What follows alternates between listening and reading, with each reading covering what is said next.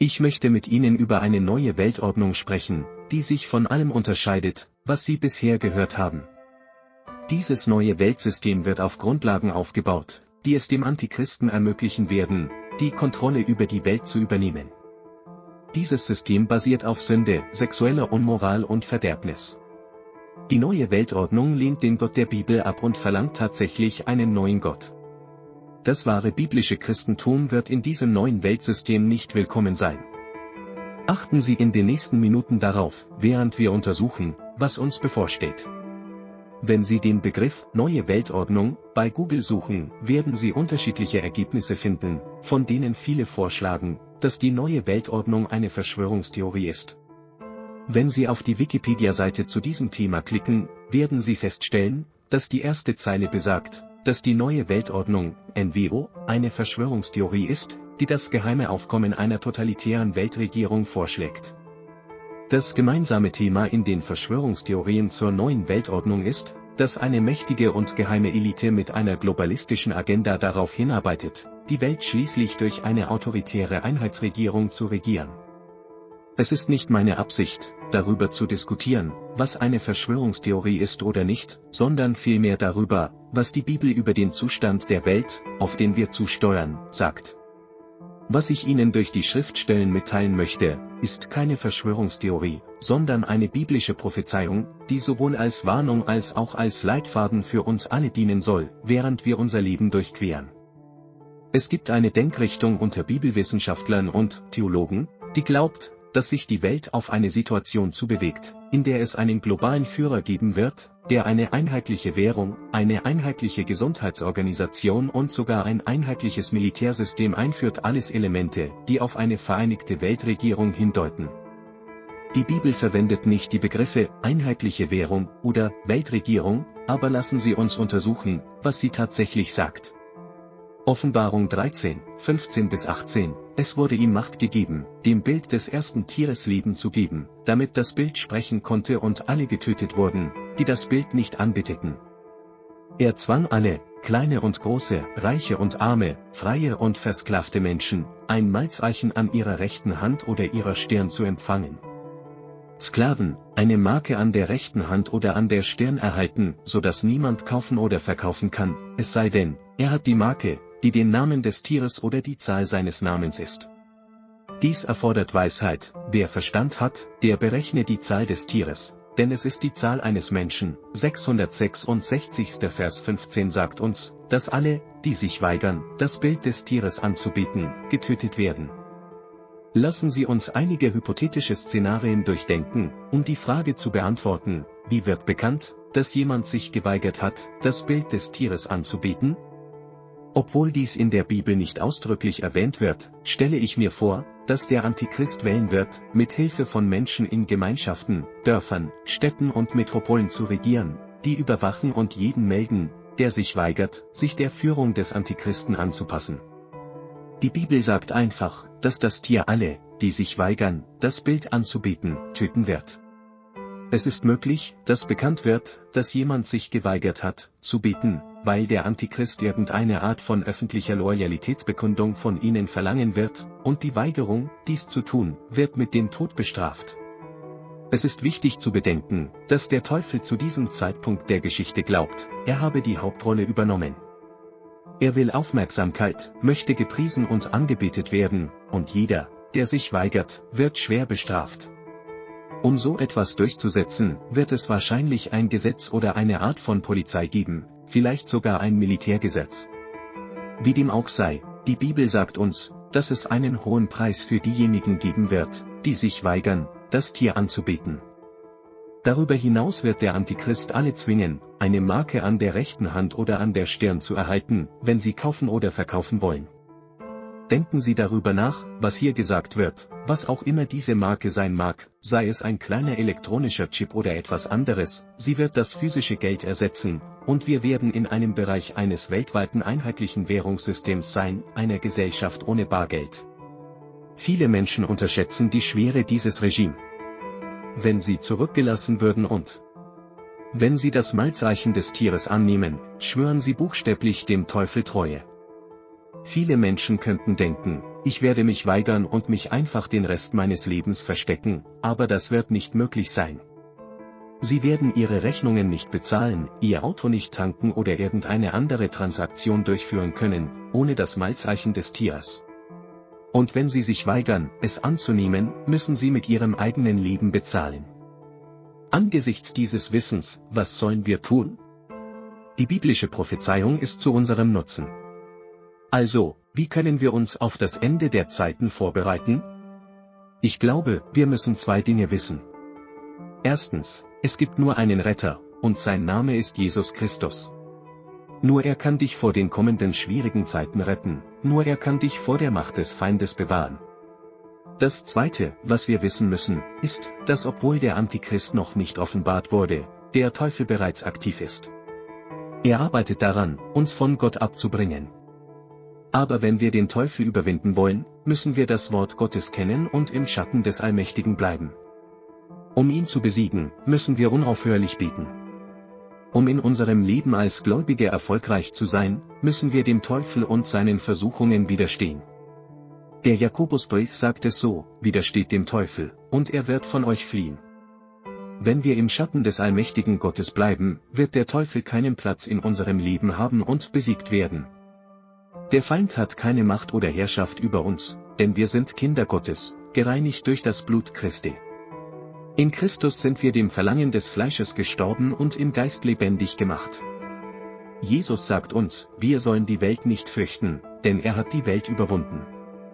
Wir haben nichts zu fürchten von irgendeinem bösen Feind, solange wir Gott, seinen Geist und sein Wort haben. Wir sind mehr als Überwinder, also lebe in Sieg und niemals in Angst. Lebe in der Freiheit Gottes und niemals in Sklaverei.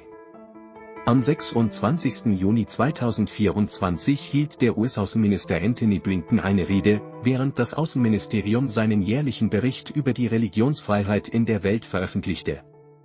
Der Bericht erzählt die Geschichten von Menschen auf der ganzen Welt, die verschiedenen Formen von die Verfolgung aufgrund ihrer religiösen Überzeugungen zunimmt. Ziel dieses Jahresberichts ist es, die Religionsfreiheit weltweit zu überwachen, zu informieren und zu verteidigen, aber die religiöse Verfolgung scheint nicht abzunehmen. In seiner Rede erwähnte Blinken eine aktuelle Studie des Pew Research Center, die zeigte, dass die staatlichen Einschränkungen der Religion seit Beginn der Überwachung solcher Aktivitäten im Jahr 2007 die höchsten Werte erreicht haben. Blinken erklärte, heute zielen Regierungen weltweit weiterhin auf Einzelpersonen ab, schließen Gotteshäuser, vertreiben gewaltsam Gemeinschaften und inhaftieren Menschen aufgrund ihrer religiösen Überzeugungen. Christen sind nicht die einzigen, die Verfolgung erfahren. Ein Großteil der Kommentare des Außenministers und des Berichts des Außenministeriums konzentrierte sich auf die Verfolgung von Muslimen und Juden in verschiedenen Teilen der Welt. Dennoch sind auch Christen nicht immun gegen Verfolgung. In vielen Teilen der Welt werden Christen verfolgt, und in einigen Regionen intensiviert sich diese Verfolgung. In den westlichen Kulturen mag die Verfolgung nicht so schwerwiegend erscheinen. Die Regierung unterstützt oder erlaubt nicht die gewalttätige Unterdrückung von Christen, aber auf andere Weise fühlen sich viele Christen, als ob sich die Lage ändert. Während die Vereinigten Staaten und die meisten Länder Westeuropas Jahrhunderte der Religionsfreiheit genossen haben, scheint es, dass diese Freiheiten zunehmend gefährdet sind. Viele Christen fragen sich, ob Verfolgung, sogar gewalttätige Verfolgung, in den kommenden Generationen auch in den westlichen Kulturen Realität werden könnte. Für diejenigen, die in der Freiheit der Religionsausübung aufgewachsen sind, mag dies eine beängstigende Perspektive sein. Wir wollen nicht die Ziele unserer Regierungen sein, wir wollen nicht, da. Je voudrais discuter avec vous d'un nouvel ordre mondial qui diffère radicalement de tout ce que vous avez pu entendre auparavant. Ce nouveau système mondial est en train de se mettre en place pour permettre à l'Antéchrist de prendre le contrôle du monde. Il est fondé sur le péché, l'immoralité sexuelle et la perversion. Cet ordre mondial rejette le Dieu de la Bible et appelle à l'adoration d'une nouvelle divinité. Le vrai christianisme biblique ne trouvera pas sa place dans ce nouveau système mondial. Prenez quelques instants pour que nous examinions ensemble ce qui nous attend. Si vous faites une recherche sur l'expression « un nouvel ordre mondial » sur Google, vous trouverez divers résultats, dont beaucoup suggèrent que ce concept est une théorie du complot. En cliquant sur la page Wikipédia du sujet, vous verrez que la première ligne affirme que le nouvel ordre mondial, NOM, est une théorie du complot qui postule l'émergence secrète d'un gouvernement mondial totalitaire. Le point commun de ces théories est l'idée qu'une élite puissante et secrète, avec une ambition mondialiste, conspire pour instaurer un gouvernement autoritaire unique qui régira le monde. Mon intention n'est pas de débattre de ce qui constitue ou non une théorie du complot, mais plutôt de vous présenter ce que la Bible dit à propos de l'état du monde vers lequel nous nous dirigeons. Ce que je veux partager avec vous à travers les Écritures n'est pas une théorie du complot, mais une prophétie biblique qui doit servir d'avertissement et de guide pour chacun d'entre nous. Une pensée répandue parmi les érudits et théologiens bibliques est que le monde se dirige vers une situation où un leader global émergera, introduisant une monnaie unique, une organisation de santé mondiale, et même un système militaire unifié ou des éléments qui suggèrent un gouvernement mondial unifié. La Bible n'utilise pas les termes monnaie unique ou gouvernement mondial, mais examinons ensemble ce qu'elle dit vraiment. Apocalypse 13, 15-18, il lui fut donné d'animer l'image de la bête, pour que l'image parlée fasse mettre à mort tous ceux qui n'adoreraient pas l'image de la bête. Elle fit que tous, petits et grands, riches et pauvres, libres et esclaves, reçussent une marque sur leur main droite ou sur leur front. Les esclaves devront recevoir une marque sur leur main droite ou sur leur front, de sorte que personne ne puisse acheter ou vendre s'il ne porte pas la marque, qui est le nom de la bête ou le nombre de son nom. Ce passage nécessite de la sagesse, que celui qui a de l'intelligence calcule le nombre de la bête, car c'est un nombre d'hommes, 666. Le verset 15 nous indique que tous ceux qui refuseront d'adorer l'image de la bête seront mis à mort. Réfléchissons à quelques scénarios hypothétiques pour répondre à cette question, comment saura-t-on qu'une personne a refusé d'adorer l'image de la bête ? Bien que cela ne soit pas explicitement mentionné dans la Bible, on peut imaginer que l'Antéchrist choisira de gouverner avec l'aide de personnes présentes dans les communautés, les villages, les villes et les métropoles, qui surveilleront et signaleront quiconque refuse de se conformer à son autorité. La Bible nous dit simplement que la bête fera en sorte que ceux qui refuseront d'adorer son image soient mis à mort. Il est possible que l'Antéchrist exige une démonstration publique de loyauté, et ceux qui refuseraient de s'y plier en subiraient les conséquences fatales. Il est crucial de se rappeler qu'à ce moment de l'histoire, le diable croira avoir pris le contrôle.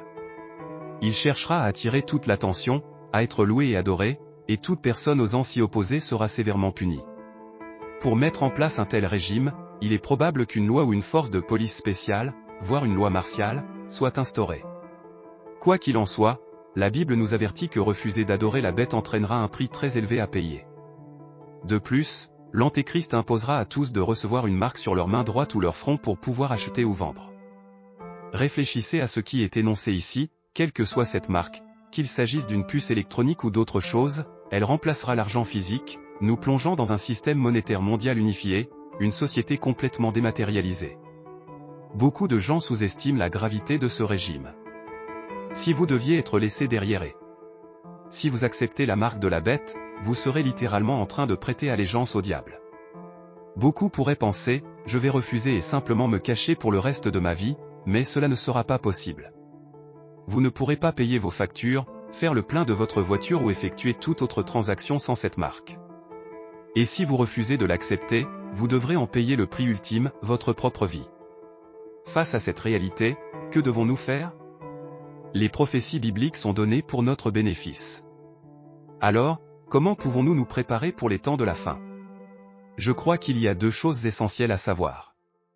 La première est qu'il n'y a qu'un seul Sauveur, et son nom est Jésus-Christ. Lui seul peut vous sauver des temps difficiles à venir, lui seul peut vous délivrer du pouvoir de l'ennemi. La deuxième chose à savoir est que, bien que l'Antéchrist ne se soit pas encore révélé, le diable est déjà à l'œuvre. Il s'efforce de nous éloigner de Dieu. Mais si nous voulons vaincre le diable, nous devons connaître la parole de Dieu et rester sous l'ombre du Tout-Puissant. Pour triompher, il est indispensable de prier sans relâche. Pour réussir en tant que croyants, nous devons résister au diable et à ses tentations. L'épître de Jacques nous dit, « Résistez au diable, et il fuira loin de vous. » Si nous demeurons sous l'ombre du Dieu Tout-Puissant, le diable n'aura aucune emprise sur nous et sera vaincu. L'ennemi n'a ni pouvoir ni autorité sur nous, car nous sommes les enfants de Dieu, rachetés par le sang du Christ. En Christ, nous sommes morts au désir de la chair et vivifiés dans l'esprit. Jésus nous dit de ne pas craindre le monde, car il a vaincu le monde. Nous n'avons rien à redouter d'aucun ennemi maléfique, tant que nous avons Dieu, son esprit et sa parole avec nous. Nous sommes plus que vainqueurs, alors vivons dans la victoire et non dans la peur. Vivons dans la liberté que Dieu nous offre, et non dans l'esclavage. Le 26 juin 2024, le secrétaire d'État américain, Anthony Blinken, a prononcé un discours alors que le département d'État publiait son rapport annuel sur la situation de la liberté religieuse dans le monde. Ce rapport raconte l'histoire de personnes à travers le globe qui font face à diverses formes de. Parfois, la foi a un coût très élevé, mais cela ne devrait pas nous surprendre. Bien que beaucoup d'entre nous aient pris l'habitude, et doivent être reconnaissants, de la liberté religieuse, la parole de Dieu ne promet jamais que cela devrait être la norme. Au contraire, Dieu nous avertit que nous pouvons et devons nous attendre à la persécution. Peu avant son arrestation, son procès et sa crucifixion, Jésus a averti ses disciples, « Si vous apparteniez au monde, le monde aimerait ce qui est à lui, mais vous n'êtes pas du monde, parce que je vous ai choisi du monde, c'est pourquoi le monde vous hait. » Souvenez-vous de la parole que je vous ai dite, le serviteur n'est pas plus grand que son maître. S'ils m'ont persécuté, ils vous persécuteront aussi, s'ils ont gardé ma parole, ils garderont aussi la vôtre. En écrivant à Timothée, l'apôtre Paul a repris cette certitude de la persécution mentionnée par le Seigneur. Dans 2 Timothée 3h12, il a écrit, « En effet, tous ceux qui veulent vivre pieusement en Jésus-Christ seront persécutés. » La fidélité au Seigneur a toujours exposé les chrétiens à la possibilité de la persécution, même dans des cultures où le christianisme est toléré et même encouragé. La persécution sera une réalité active, même lorsque les gouvernements ne soutiennent pas ou ne permettent pas de persécutions violentes, les chrétiens subiront tout de même des injustices de la part des autres. Ils pourraient perdre des amis, des opportunités d'emploi, et seront presque certainement ridiculisés. La persécution n'est pas seulement une possibilité, c'est une promesse pour ceux qui vivent fidèlement pour Jésus. Il est clair que de nombreux chrétiens ont affronté et continuent d'affronter bien plus que le ridicule et le mépris. Même aujourd'hui, il existe des endroits où les chrétiens sont battus, emprisonnés et tués pour leur foi. Et si une telle persécution sévère devenait aussi notre réalité? Aurions-nous la foi et l'engagement nécessaires pour rester fidèles à Jésus, même si cela demandait le sacrifice ultime? Bien que personne ne souhaite penser à la souffrance, nous devons nous rappeler des promesses du Seigneur lorsque la souffrance devient une possibilité. En concluant ces dernières paroles aux disciples, Jésus a promis des tribulations, mais aussi la paix. Il dit dans Jean 16h33, « Je vous ai dit ces choses afin que vous ayez la paix en moi. Vous aurez des tribulations dans le monde, mais prenez courage. J'ai vaincu le monde. » Lorsque Jésus a commencé le sermon sur la montagne par une série de bénédictions, et la plus longue des béatitudes concerne la persécution. Matthieu 5, 10-12 déclare, « Heureux ceux qui sont persécutés pour la justice, car le royaume des cieux est à eux. Heureux serez-vous lorsqu'on vous insultera, vous persécutera et dira faussement toutes sortes de mal contre vous à cause de moi. Réjouissez-vous et soyez dans l'allégresse, car votre récompense est grande dans les cieux, car c'est ainsi qu'ils ont persécuté les prophètes qui étaient avant vous. » Jésus ne nous a jamais promis que le suivre serait facile ou exempt d'épreuves. Il a clairement dit que le suivre aurait souvent un coût important. Cependant, il nous a aussi assuré que ce coût en vaut plus que la peine. Souffrir ne semble pas être une bénédiction, mais souffrir pour Christ apporte certainement une bénédiction. Lorsque le monde se retourne contre nous et cherche à nous détruire par la persécution, nous pouvons trouver force et réconfort dans les promesses du Seigneur. Même si les hommes peuvent tuer nos corps, nous servons un Dieu qui peut ressusciter nos corps et sauver nos âmes. La persécution est temporaire, les promesses de Dieu sont éternelles. Depuis les premiers jours de l'existence de l'Église, les ennemis de la croix ont utilisé la persécution comme un outil pour tenter de détruire l'Église. Que ce soit les dirigeants juifs du 1er siècle, les empereurs romains, ou l'un des innombrables régimes et groupes qui ont essayé de détruire le christianisme au cours des 2000 dernières années, tous ont utilisé une approche commune et tous ont échoué. La persécution n'a jamais dissuadé le peuple collectif du Seigneur. Dans l'Église primitive, les chrétiens ne pouvaient être tués plus vite qu'ils ne convertissaient d'autres, et ainsi, malgré une persécution intense, l'Église a grandi. 2000 ans plus tard, l'Église est toujours debout et, tant que le Seigneur permettra que le monde continue, l'Église persistera. Elle fera face à la persécution sous diverses formes, mais les fidèles persévéreront toujours. Même si nous tombons sous les coups des persécutions et des caprices des autres hommes, si nous mourrons pour Christ, nous gagnerons bien plus que nous ne perdrons. Comme Jésus l'a promis, car celui qui voudra sauver sa vie la perdra, mais celui qui perdra sa vie à cause de moi la trouvera. Ainsi, la véritable question n'est pas de savoir si nous allons faire face à la persécution, mais plutôt si nous aimons et faisons confiance à notre. Assez ancrés dans notre foi pour supporter la persécution lorsqu'elle arrivera? Sommes-nous suffisamment dévoués pour souffrir, voire même sacrifier nos vies pour la cause du Christ? Où plaçons-nous notre espérance? Est-elle ancrée dans les choses de ce monde ou bien en Dieu, en ses promesses et en l'éternité? Sommes-nous prêts à être bénis en tant que ceux qui sont persécutés pour la justice, afin de pouvoir hériter du royaume de Dieu? Êtes-vous préparés? Êtes-vous prêts à affronter le pire, si cela devait arriver? Au cours des 10 dernières années, un nombre croissant de personnes ont commencé à s'inquiéter des catastrophes d'envergure apocalyptique. Entre les troubles politiques, une pandémie mondiale, des catastrophes naturelles, des éclipses solaires, et de nombreux autres facteurs, beaucoup sentent qu'il est temps de se préparer pour la fin. La communauté des survivalistes connaît une croissance exponentielle. Nombre de ces individus cherchent simplement à se préparer à survivre à des catastrophes naturelles ou à des bouleversements politiques, mais d'autres se demandent si, peut-être, la fin du monde n'est pas réellement proche, et s'il en est ainsi, ils veulent être prêts. Nous devons tous nous préparer au retour du Seigneur, mais se préparer pour l'Apocalypse est-il vraiment la bonne approche? Beaucoup de croyants sont extrêmement préoccupés par la fin des temps. Certains perçoivent les temps de la fin comme un scénario tiré de films ou de romans apocalyptiques et dystopiques. Ils craignent que la pénurie alimentaire, la violence extrême et des conditions environnementales hostiles ne rendent la vie insupportable, et ils cherchent donc à se préparer. Certains pensent que construire des bunkers, stocker des provisions et des munitions, et même accumuler des Bibles et d'autres matériels religieux, est la manière la plus sage de se préparer à ces temps difficiles. D'autres personnes, bien qu'elles ne soient pas des survivalistes, sont obsédées par l'inquiétude ou les pensées liées à la fin du monde. De nombreuses personnes, qu'elles soient religieuses ou non, sont persuadées qu'une guerre nucléaire pourrait tout anéantir. D'autres sont convaincus que le réchauffement climatique précipitera la fin du monde tôt ou tard. Parmi les croyants bibliques, certains sont convaincus de voir des prophéties bibliques spécifiques se réaliser sous leurs yeux et pensent pouvoir déterminer que la fin est proche en comparant la Bible aux actualités. Choisissez votre scénario de fin du monde, il y a probablement un. Semble être à nos portes selon presque tous les points de vue. Cependant, si nous mettons de côté tout ce bruit pendant un moment et nous tournons simplement vers la parole de Dieu, nous pouvons trouver une manière juste et appropriée de réfléchir aux temps difficiles, voire à la fin du monde. En faisant cela, nous découvrons que le monde prendra fin parce que Dieu l'a promis. Nous apprenons également que nous devons être prêts pour cette fin, mais la manière dont nous pensons et nous préparons est très importante. Tout d'abord, il est essentiel et utile de considérer ce que Jésus a dit au sujet du moment de la fin. Beaucoup de gens s'inquiètent et se tourmentent pour savoir quand la fin viendra ou tentent de prédire le retour de Jésus. Mais écoutons les paroles de Jésus dans Matthieu 24, 36-39, « Quant à ce jour et à cette heure, personne ne le sait, ni les anges des cieux, ni le Fils, mais seulement le Père. Comme au jour de Noé, ainsi en sera-t-il de la venue du Fils de l'homme. Car, comme aux jours qui précédèrent le déluge, ils mangeaient et buvaient, se mariaient et mariaient leurs enfants, jusqu'au jour où Noé entra dans l'arche, et ils ne se doutèrent de rien, jusqu'à ce que le déluge vînt et les emporta tous, il en sera de même à l'avènement du Fils de l'homme. » Jésus affirme clairement que personne ne connaît le jour. De quel jour parle Jésus?